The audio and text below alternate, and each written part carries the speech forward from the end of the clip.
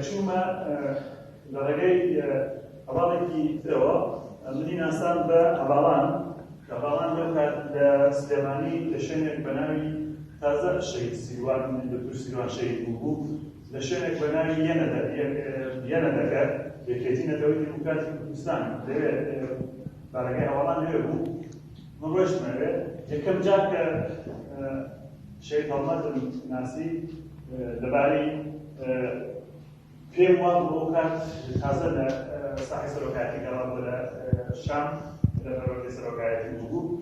سبالت وەزگە ڕۆژهەڵات دێمە قسەمان دەکرد خەباتی پەکەکە تازە لە ڕۆژهەڵات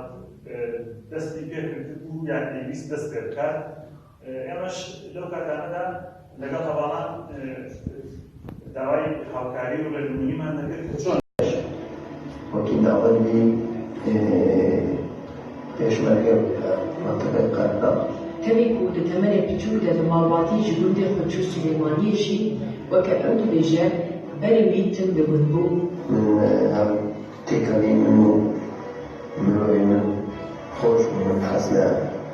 تێکەڵی وات کرد لەمەوەی ژیانی من بۆ من خۆشتر بوو من حەز کرد مەکتەب خەلاص بچم بوو ئێزدەمی بچوو بوون لەوانەیە بە مرۆڤی خۆ پێی خۆش بوون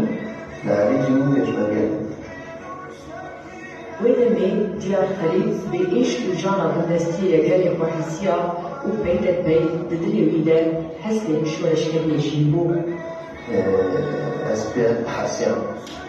ji watî me welatî me dest bi ehtiyacî be